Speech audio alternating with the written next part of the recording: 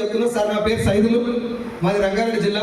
హైదరాబాద్కి ఒక ఎల్బీ నగర్ నుంచి 40 కిలోమీటర్ సాగర్ రోడ్లో ఇబ్రాహీంపట్నం వల్ల విలేజ్ ఉంటుంది. మీకు అందరికీ పేరు వినుంటారు. ఇబ్రాహీంపట్నం దగ్గరలో మా విలేజ్ పేరు ఆరుట్ల. వెస్టీజ్ అనే బిజినెస్లో నేను రాకముందు 2010లో నా డిగ్రీ ఎడ్యుకేషన్ కంప్లీట్ అయిపోయిన తర్వాత నేను ఒక 6 సార్లు ఇంటర్వ్యూ పోతే 7వసారి నేను బదిలాడితే నాకు ఉద్యోగం ఇచ్చారు. నేను గవర్నమెంట్ జాబ్ కొట్టడానికి నా దగ్గర సరైనటువంటి స్టఫ్ లేదు అనే విషయం నాకు ముందే తెలిసి నేను గవర్నమెంట్ జాబ్ ప్రయత్నం చేయలేదు. ప్రైవేట్ జాబ్కే పోయినా. ఆడ ఇంటర్వ్యూ చేయడం వల్ల ఇంగ్లీష్ నాకు రాక 6 సార్లు నన్ను రిజెక్ట్ చేస్తే 7వసారి అమ్మా నా టీం కాదు కదా, ఏమనొద్దు.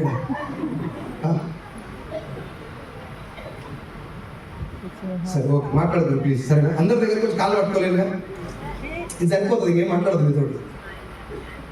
ప్లీజ్ సైలెంట్ ఉంది. ఈ బిజినెస్ వాల్యూ మీకు ఈరోజు తెలియదు.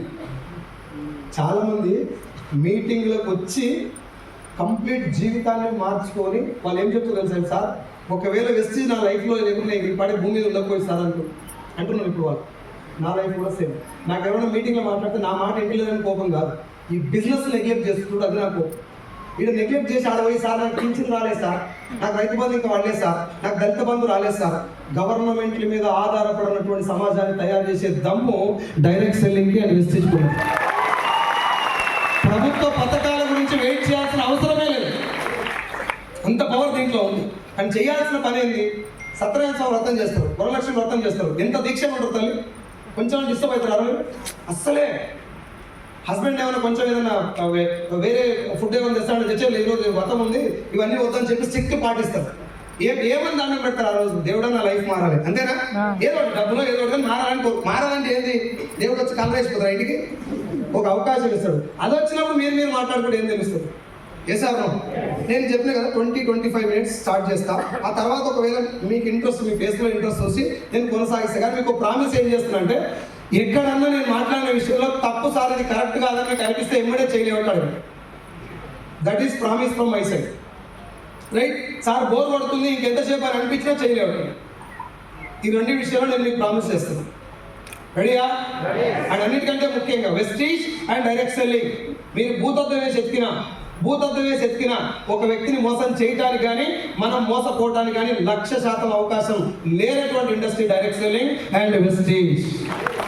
ఇది అది ఏదో చెప్పకముందే కొట్టకుని ముందు చెప్పినాక మీటింగ్ మొత్తం అయిపోయినాక సార్ అది బాగుంది అని మీకు అనిపిస్తే నా దగ్గరికి వచ్చి ఒక షేక్ హ్యాండ్ ఇచ్చారు, నాకేం డబ్బులు ఇవ్వట్లేదు.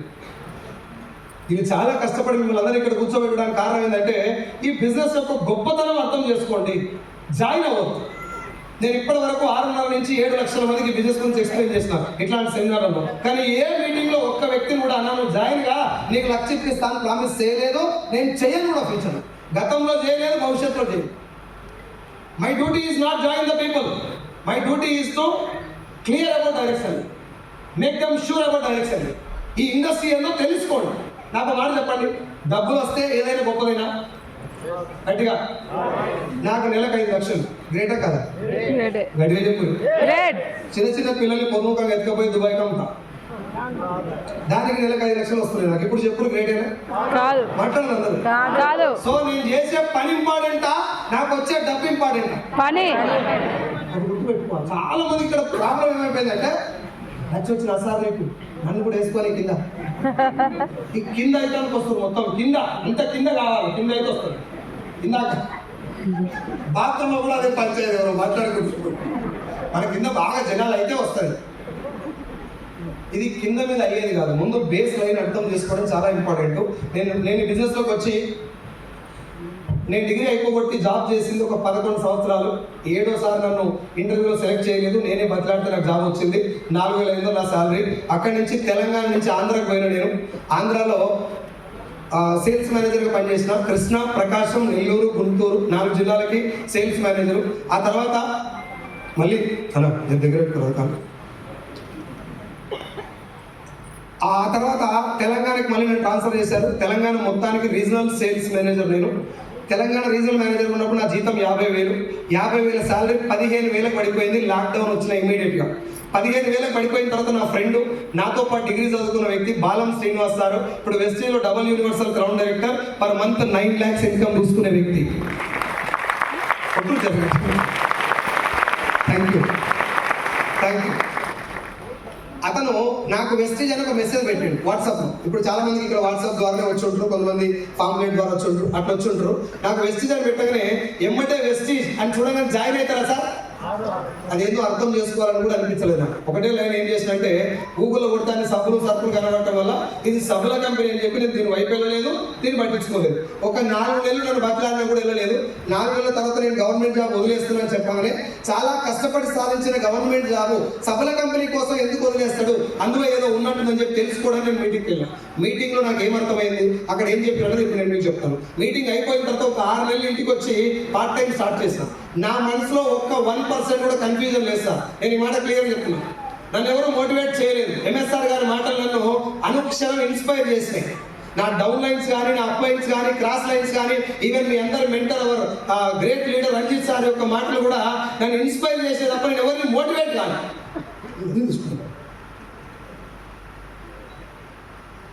సార్ లాస్ట్ వాయిస్ రావట్లే, వస్తుందా వస్తలేదా? ఇప్పుడు ఇట్లా పెట్టుకొని మాట్లాడితే ముందులో తింటాను. కొంచెం సౌండ్ ఎవరు అడ్జస్ట్ చేయండి. ఇప్పుడు ఓకేనా? రైట్. సో వీళ్ళందరి మాటలు నేను విన్నప్పుడల్లా ఇన్స్పైర్ అయ్యే తప్ప మోటివేట్ కాదు. నాకు తెలుసు ఫార్మాలో ఘోరంగా ఉంటుంది మోటివేషన్. మీ వరంగల్లో కూడా ఏదో హాల్ ఉంటుంది. ఆ హాల్లో కూడా మాకు ఒక మోటివేషన్ క్లాస్ జరిగింది. మోటివేషన్ ఒక స్థాయిలో లేపుతారు, బయటకు వెళ్ళిన తర్వాత మనకు ఆ మోటివేషన్ ఉండదు. నేను మోటివేట్ కాదు. నేను ఏమనుకున్నానంటే నాకున్న పరిస్థితికి, ఇప్పుడున్న పొజిషన్కి ఈ వెస్టేజ్ అనేటటువంటి అవకాశం సెట్ అవుతుందా లేదా ఒక్కసారి మాత్రమే ఫిక్స్ అయినా, రోజుకోసారి చెక్ చేసుకొని ఒక అడుగు ముందరికి 4 అడుగు ఎంత గెలే సావాలా లేకుంటే గెలవాలని ఒకటేసారి డిసైడ్ అయినా. అంత డిసైడ్ అవడానికి మెయిన్ కారణం ఆ మీటింగ్ లో కూర్చొని అసలు బిజినెస్ ఏందో అర్థం చేసుకొని ఇంటికి వచ్చి ఒక 2-3 నెలలు మీటింగ్కి వెళ్ళుకుంటూ నేను బిజినెస్ మీద నేను హోంవర్క్ చేశాను. ఎందుకంటే ప్రపంచాన్ని ఒప్పించడం చాలా ఈజీ సార్. ప్రపంచాన్ని ఒప్పించడం చాలా ఈజీ, మనం ఒప్పుకోవడం కష్టం. ఇది చాలా మంది పట్టించుకోరు. నాకు వెస్టేజ్ అంటే పిచ్చి సార్, కానీ మా వాడు ఒప్పుకోట్లేదు. వెస్టేజ్ అంటే నీకు పిచ్చి అయితే మీ వాడు ఒప్పుకోట్లేదు అన్న మాట నీ దగ్గరికి వెళ్ళాను. ఆ మాట వస్తుంది, వాళ్ళు వస్తలేరు నువ్వు అంటున్నావు అంటే వాళ్ళు వస్తలేరు, నువ్వు ఆగిపోతావు రెడీ ఉన్నట్టు. పవన్ కళ్యాణ్ పార్టీ పెట్టగా వచ్చింది జనాలు వచ్చింది, ఓటేయలే వేసిరా ఇట్లా చేయి కడితే కట్టము సీఎం అని పూజలు కూడగొట్టింది. మొదటిసారి కూడగొట్టి, రెండోసారి కూడా క్యాండిడేట్లను కాదు ఆయననే కూడగొట్టి వెనుకకు పోయిండా నిలబడ్డా. ఇదే ప్లేస్ లో చిరంజీవి వెళ్ళిపోయాడు. అది తేడా. ఇక్కడ కూడా జనాలు నో అంటారు, ఎస్ అంటారు అనేది నీకు సంబంధం లేదు. బిజినెస్ లో ఏముందో నీకు తెలిసిందనుకో, నీ మెడకున్నది బంగారు చైన్ నువ్వు నమ్మినటువంటి నెక్స్ట్ సెకండ్ నుంచి నీకు ఎవరి సపోర్ట్ అవసరం లేదు. మన దౌర్భాగ్యం ఏంటంటే మనకు నమ్మకం లేదు ఫస్ట్ బిజినెస్ మీద. అవురా అవుతుందంటావా? ఇది మళ్ళీ నాన్నప్పుడు చెప్పాలి, నువ్వు అసలు మర్చిపో అవన్నీ, రేపటి నుంచి కష్టపడు, సంవత్సరం తిరిగేలకు 1,00,000 రాకపోతే చూడన్నా అనుకో, సూపర్ అన్నాను, ధైర్యం వచ్చిందన్న. మళ్ళీ చెప్పిండాడు ఆయన నెలకు 5 వస్తున్నాయి వాడు చెప్పా, నీకేం వస్తుందా అంటే కదా. నేను ఒక చిన్న ఎగ్జాంపుల్ చెప్పి కొంచెం ముందుకు వెళ్తాను. నువ్వు రోడ్ అని వెళ్తుంటే ఒక చైన్ దొరికింది, బంగారు చైన్ రైట్ దొరికింది. తీసుకపోయి ఇగో ఈ మేడం చేతులు పెట్టుకొని వస్తుంది చూడు, ఆ మేడం గోల్డ్ షాప్ ఓనర్. ఆమె దగ్గర తీసుకొని గోల్డ్ చైన్ ఇచ్చిన, ఓ 3 తులాలా కొంచెం బరువు చూస్తే, మేడం ఇది తీసుకొని నాకు పైసలు ఇదని అడిగిన. ఆ మేడం దాన్ని కొంచెం డౌట్గా చూడటం మొదలుపెట్టింది. డౌట్ ఇప్పుడు ఆమెకే ఉందా, నీకు కూడా స్టార్ట్ అయింది. చైన్ అయితే దొరికింది కానీ ఇది గోల్డా రోల్డా. ఆమె డైరెక్ట్గా అన్నది, తమ్ముడు ఇది గోల్డా రోల్డా అని అడిగింది. ఏమో అక్కడ నాకు కూడా తెలియదు, ఇక్కడ ఏం చేయలేదు. మళ్ళీ ఇంకో షాప్ పోయినాం, ఇంకో ఈయన గోల్డ్ షాప్ పోయినాం. ఆయన దగ్గర పట్టుకొని అన్న పైసలు అంటే ఆయన కూడా చిన్నగా లేచి చూడ మొదలు ఓ కొడుక. ఒకసారి అంటే డౌట్ వస్తుంది, రెండోసారి కూడా అడిగారంటే ఇది ఏదో తేడా ఉన్నట్టు తీసుకొని 3వసారి పోయినప్పుడు ఆయన చూపు మొదలు పెట్టడానికి కానీ డౌట్ కన్ఫామ్, ఖచ్చితంగా రోడ్డు కొంటే ఇది ఎక్కువ అవుతుంది. ఏ సార్ అదే గోల్డ్ చైన్ దొరికింది కాకుండా నువ్వే బంగారం కొనుక్కొని నీ కళ్ళ ముందర చేయించుకొని వేసుకున్న చైన్ అనుకో, ఆ మేడం ఎంత అనుమానపడ్డా, ఎన్ని క్వశ్చన్లు వేసినా నీ దగ్గర నుంచి ఆన్సర్ ఏమొస్తుంది? గోల్డ్. మేడం మీకు ఏం డౌట్ అవసరం లేదు, నా ముందరే కొంచెం చూసుకో, చెక్ చేసుకో, అది రోల్డ్ గోల్డ్ అయితే దాన్ని డబల్ పైసలు ఇస్తా, అమ్మ తోడరు. ఏ సార్ వెస్టేజ్లా వీడికి రాగానే సార్ దీపాలు వెళ్ళగానే నలుపుడే పోతారు, దీపాలు వెళ్ళగానే గోసి దగ్గర కట్టుకొని వెళ్ళిపోయి రా అని చెప్పాడు. ఆయన అంటే ఎమ్మడే అంతే అంటవా? సైజు బ్రాండ్ చెప్పింది వేస్తేనా? ఫేకేనా? వీడు ఆయన కోట్లో పోతాడు, ఆడాల్సింది నేను కదా, ఆయన కోట్లకు పోతాడు, ఆయన కోట్లకు పోయి ఆడిస్తాడు. నేను ఏ ఫేక్ అవన్నీ జనాలకు ఏదో మాట చెప్పి కూర్చోబెడతారు, అదంతా ఇక ఆయన చెప్పిన దానికి మొత్తం అట్టనా అవును నాకు కూడా అంటే చెప్పారు, అవును బేకారు లేదు, వీడు వేరే వాళ్ళకి చెప్పారు అంత ఫేక్ అని. మీరు ఒకసారి సినిమా గమనించండి, నీకు కనుక ఈ బిజినెస్ మీద పూర్తిగా అవగాహన ఉంటే వాడు ఫేక్ అనగానే అన్నా నాకు ఆడెవడో 5,000 కిలోకి చెప్పిండు అలపోటు వేసుకొని నాకు మాట నమ్మను, కానీ వాడు ఎందుకో జెన్యున్ అని చెప్పిండు, నువ్వెవరు ఫేక్ అంటున్నావు, వానికంటే నువ్వే నాకు దగ్గర దోస్తు, నువ్వే నాకు క్లోజ్ ఫ్రెండ్, నేను నిన్నే నమ్ముతా. వాడు జెన్యున్ ఎందుకో గంట సేపు చెప్పిండు, నీకు 2 గంటలు టైం ఇస్తాను నాకు ఫేక్ ఎందుకో చెప్పానన్నాడు. చెప్పాడు ఈ క్వశ్చన్ నువ్వు అడిగినావు అనుకో, కాక కిందికి వెళ్ళి మీ దాకా సొంతలు పడతాయి. ఫస్ట్ చూడు, నువ్వు ట్రై చేయి, నేను చేసి నీకు చెప్తున్నా. ఫేక్ అనేటటువంటి ఒక మాట ఒక కుటుంబం మొత్తం నాశనం చేస్తుంది. నా ఫ్రెండ్ వైన్ షాప్ కౌంటర్ మీద మంద అమ్ముకుంటాడు, వాడు 12,000 శాలరీకి 6 సంవత్సరాల నుంచి పనిచేస్తున్నాడు. నా క్లాస్మేట్ పోయి బిజినెస్ రారా అంటే ఊళ్ళో పోయేవాడిని అడితే ఆడు ఫేక్ అన్నాడంట. వీడు నోట మనం వస్తున్న అదే కౌంటర్ మీద 18,000 తీసుకుంటుంది. వాళ్ళని ఏమంటారు తెలుసా, ఆయన ముండ పడుకొని కలవకపోతే అయిపోరా, ఎవడు కలవమన్నాడు, నేను కదా చెప్పింది, నన్ను కదా అడగాల్సింది. కారు కొనరా అని నేను కారు కొని నీకు చెప్పిన, నువ్వు నన్ను అడగాలి కారు ఎట్లా నడపాలని. సైకిల్ కూడా లేని అడిగితే ఏం చెప్తారు, రాడు సంఘాల్లో కారు పట్టాలా సైకిల్ కొనుక్కో అని చెప్తారు. Clear about your information. నువ్వు ఏదైతే మొదలు పెట్టాలనుకుంటావో దాని గురించి నీకు క్లియర్ ఉండాలి, అనుమానం రావాలి, డౌట్ రావాలి. ఎవరికి లేదు అనుమానం? ఈ రోజు చాలా ప్రేమతోటి కాపురం చేస్తున్న భార్యాభర్తలు ఫస్ట్ టైం అనుమానంతో కలుసుకున్న వాళ్ళే తెలుసుకుల్లా. ఎస్ఆర్నో పిల్లగాడు ఇంత తెల్లగా ఉన్నాయో లెక్కలు గిట్టున్నాయో చెక్ చేస్తాడు కదా. అంటే 7 తరాలు 7 తరాలు అంత సీన్ లేదు, కానీ 7 ఇళ్ళు అయితే అడుగుతారు పలానా పిల్లగాడు మంచోడా కాదని. అవునా కదా? పెళ్ళై 15 ఏళ్ళు కాపురం చేసినాక కూడా భర్త ఫోన్లో పుసుక్కున హాయ్ డార్లింగ్ అని ఒక మెసేజ్ వచ్చిందా, మళ్ళీ డౌట్ స్టార్ట్స్. అవునా కదా? అనుమానం సహజం. హాయ్ డార్లింగ్ అని మెసేజ్ రాగానే ఏం చేయాలి? ఊకనే చేసుకుని నేను మా అమ్మ నాన్న గొంతుకు వచ్చినాను ఊరికే ఏడుమొఖం పెట్టండి, మెసేజ్ కూడా అడుగు, చెక్ చేయి. ఒకవేళ నిజం అనుకుంటే తోడకది అని చెప్పలేము. నాలాంటి ఎవరైనా ముహూర్తానికి హాయ్ డార్లింగ్ అనే పెడతారు అప్పుడప్పుడు. ఈ గ్యాప్ లో సూసైడ్ చేసుకొని చచ్చిపోతే నోట్ల మంది కదా. ఏసారునా అనుమానం పాత రోగం అని ఉత్తగానే వెళ్ళే. నీకు డౌట్ ఉంది మంచి, ఆ డౌట్ క్లారిఫై చేస్తాను ఇంతమంది ఉన్నారు కదా, ఉన్నవా లేదా? కాబట్టి నేను మీకు ఏం కోరుకుంటున్నా అంటే మొట్టమొదటి చాలా ఇంపార్టెంట్ పాయింట్, డైరెక్ట్ సెల్లింగ్ అంటే ఏంటి, బిజినెస్ మోడల్ ఏంటి, ఇది అర్థం చేసుకున్న నెక్స్ట్ సెకండ్ నుంచి నీ మనసులో అనుమానం ఉండదు. ఈ మీటింగ్లోనే అర్థమవుతుందని నేను చెప్పట్లా, ఈ పాయింట్ మీద నువ్వు పని చేయి, ఇక్కడి నుంచి పని చేయి. నాకు ముందు డైరెక్ట్ సెల్లింగ్ అంటే ఏంటో పూర్తిగా తెలవాలి. ఇప్పుడు మీరు మీ గుండె చేసుకొని మీరు ఆలోచించండి, మీకే డౌట్లు ఉన్నాయి, మీకే చాలా డౌట్లు ఉన్నాయి. ఇంకా మీరు ఏదో నడిపిస్తున్నట్లా వీళ్ళు అందరూ అయినా నాకేం కాదని పోతురు గుంపులు, కానీ నీ మనసు ఒప్పుకోలేదు. నవ్వుతురు చూడు చాలా మంది, సార్ నాకు కూడా పాడైన ఏమనంటే మా అప్లైన్ ఎప్పుడు నెగిటివ్ అంటాడని. నేను చెప్తలేదు కానీ నాకు కూడా డౌట్లు ఉన్నాయి. ఉన్నాయా లేవా? అడుగడుగున అనుమానం వస్తూనే ఉంటుంది. వచ్చిన అనుమానాన్ని పటాపంచం చేస్తే అడుగు చాలా బలంగా పడుతుంది. ఏ sir no? So direct selling is a simple concept. నేను మళ్ళీ చెప్తున్నా, చదువుకున్న వాళ్ళు ఎవరైనా ఉంటే, కొంచెం లోకజ్ఞానం బాగా తెలిసిన ఉంటే రిటర్న్ క్వశ్చన్ అడుగుతారు వాళ్ళు అడగడం సహజం. మనం సమాధానం చెప్పకపోతే మన ఇండస్ట్రీ గురించి మనకు తెలియనట్టు. అవునా? సో డైరెక్ట్ సెల్లింగ్ అనేది ఇండస్ట్రీ పేరు, వెస్టీజ్ అనేది మన కంపెనీ పేరు.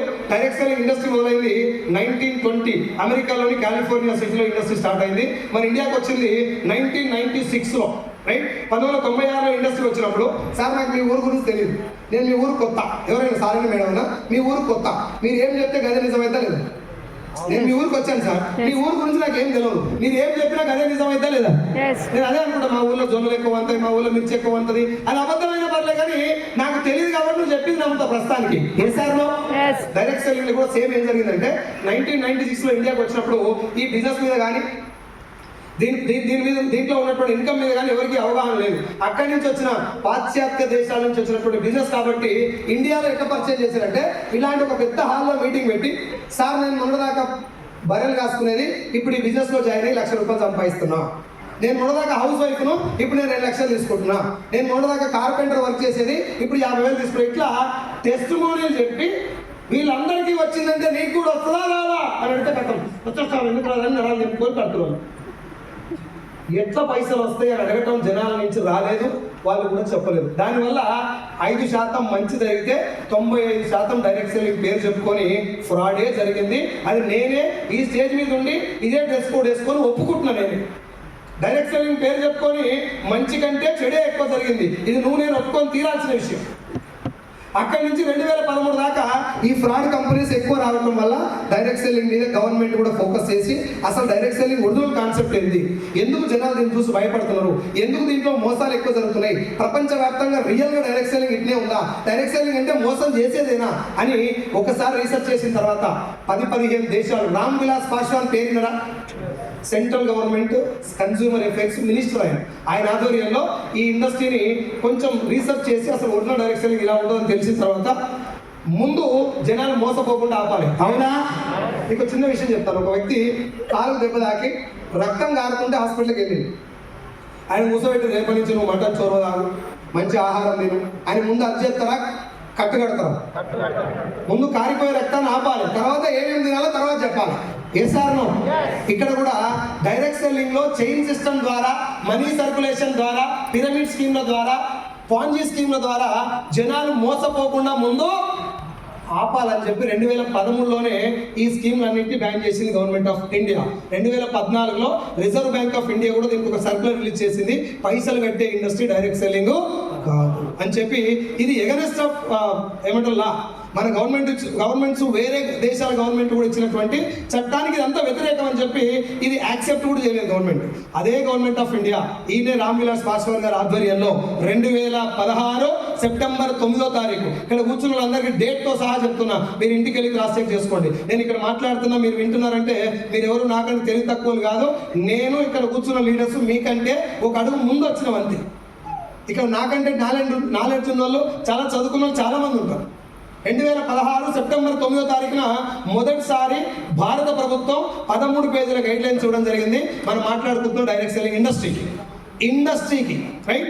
దాని తర్వాత లాక్డౌన్ వచ్చినప్పుడు నా ఒక్కని శాలరీ ఎఫెక్ట్ అయిందా? ఇక్కడ కూర్చున్న చాలా మంది ఫైనాన్షియల్ ఇబ్బంది పడ్డారు సార్.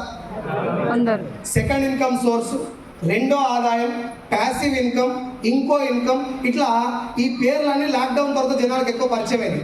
అప్పుడు డైరెక్ట్ సెల్లింగ్ అనే ఒక ఆప్షన్ ఉన్నది. దీంట్లోకి జనాలు ఎక్కువ మంది రావడం మొదలుపెట్టారు. ఈ ఆప్షన్ మంది ఎక్కువ అయితే మోసాలు పెరుగుతాయా తగ్గుతాయా?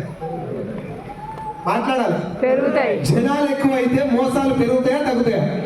పెరిగే అవకాశం ఉందని గమనించిన గవర్నమెంట్ 2021 డిసెంబర్ 28వ తారీఖు మొట్టమొదటిసారి భారత్ కా రాజపత్ అని చెప్పి ఒక గెజెట్ ఉంటుంది.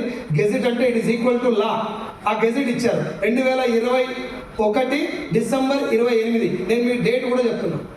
14 పేజీలు ఉంటుంది గెజెట్. ఈ గెజెట్లో క్లియర్గా మెన్షన్ చేశారు డైరెక్ట్ సెల్లింగ్ అంటే ఇలా ఉంటుంది, ఇది మాత్రమే డైరెక్ట్ సెల్లింగ్. ఈ రూల్స్ పాటించే ఏ కంపెనీలోనైనా మీరు కళ్ళు మూసుకొని జాయిన్ అవ్వచ్చు. సక్సెస్ అవటం ఫెయిల్ అవటం పని మీద ఆధారపడి ఉంటారు, కంపెనీ మీద కాదు.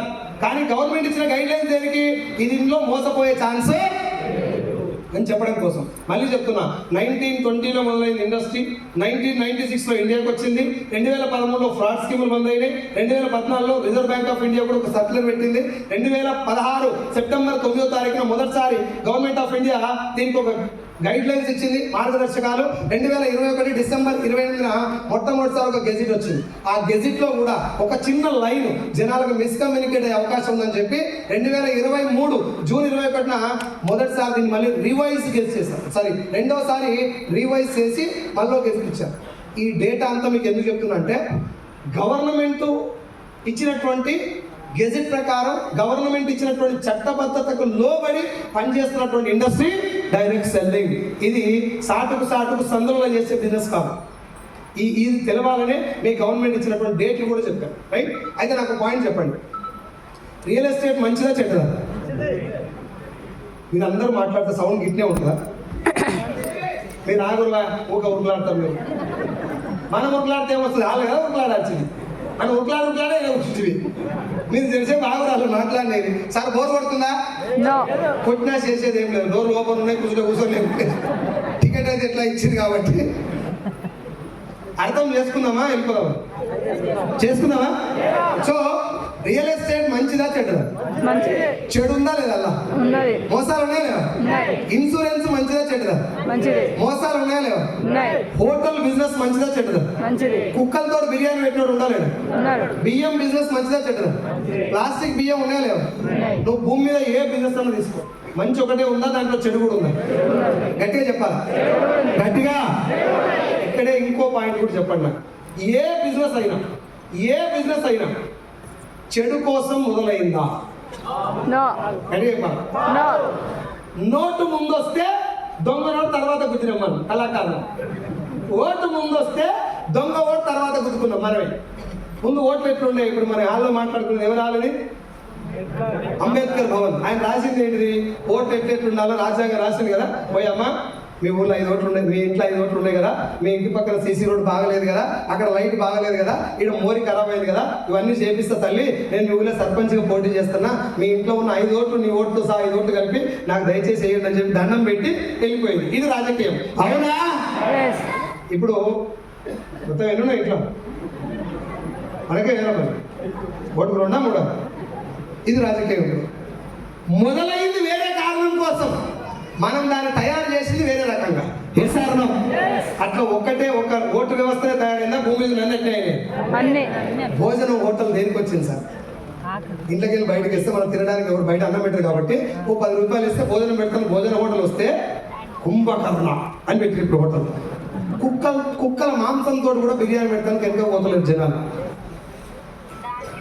బియ్యం వ్యాపారం వచ్చింది దేనికి? ఇప్పుడు ప్లాస్టిక్ బియ్యం దేనికి మొదలైనది? మీరు ఒకసారి థింక్ చేయండి సార్. గుళ్ళ ప్రసాదం మంచిదా చెడ్డది? వినవాలే. తిరుపతి ప్రసాదం అంటే పరమ పవిత్రంగా భావిస్తాం మనం. దాన్ని కూడా ఆగం చేసినా లేదు. అన్న టాకింగ్ అబౌట్ పాలిటిక్స్. నేను చెప్పేది ఏంటంటే ఏ విషయం భూమి మీద, ఇక్కడ కూర్చున్న లేడీస్ అండ్ జెంట్స్ అందరూ కూడా అర్థం చేసుకోవాల్సిన చాలా ఇంపార్టెంట్ పాయింట్. భూమి మీద ఏ విషయం కూడా చెడు కోసం మొదలు కాలేదు. ప్రతి ఒక్క వ్యవస్థ లోక కళ్యాణార్థం, సదుద్దేశం కోసం మొదలవుతుంది. దాంట్లో ఈ కంగాలు చెడు మొదలు పెడతారు. 500 సంపాదించి దాన్ని కుదిరేసి ప్రింట్ చేసి మొదలు పెట్టి దొంగలు చేశారు. ఇప్పుడు డైరెక్ట్ సెల్లింగ్ కూడా మొదలైంది మంచి ఉద్దేశం కోసం, మంచి కారణం కోసం. దీంట్లో కూడా చెడు మొదలైందా లేదా? అవుతుందా లేదా? కాకపోతే మన దౌర్భాగ్యం ఏంటంటే రియల్ ఎస్టేట్ మీద మనకు ఎంతో కొంత అవగాహన ఉంది, ఉందా లేదా? ఇప్పుడు నేను వచ్చి సార్ ప్లాట్ కొనుక్కోని అనుకో, ఇగో పైసలు తీసుకో, ప్లాట్ ఇక్కడ అంటారా, చెక్ చేస్తారా లేదా? ఎందుకు? ప్లాటే కదా, కనబడుతుంది కదా, కొనవచ్చు కదా. నీకేం తెలుసు? రియల్ ఎస్టేట్ లో మోసాలు కూడా అట్లా చెప్పి ప్లాట్ కొనడం మానేను, కొంటావు కానీ చెక్ చేసి కొంటావు, అవునా? ఆకలి కాగానే హోటల్లో తినడం పోయి తింటావా? తినొచ్చు కదా, హోటలే కదా. తినొచ్చు కదా, హోటలే కదా. నీకేం తెలుసు? అన్ని హోటల్లో భోజనం మంచిగా, హోటల్ పెట్టిన తిండి కోసం అన్ని హోటల్ నేను తింటట్టు ఉంటాయి. Yes sir no? ఫోన్ చేస్తాను, నేను అనుకోకుండా చౌరస్తాను ఉన్నా, ఎడ బాగుంటుంది అడుగుతావా లేదు? డైరెక్ట్ సెల్లింగ్ లో ఎవరినన్నా అట్లా అడుగుతారా? అసలు రాగానే ఇది ఏందో తెలుసుకుంటారా? ఎందుకు? దీని మీద బేసికల్ ఫండమెంటల్ అవగాహన లేదు.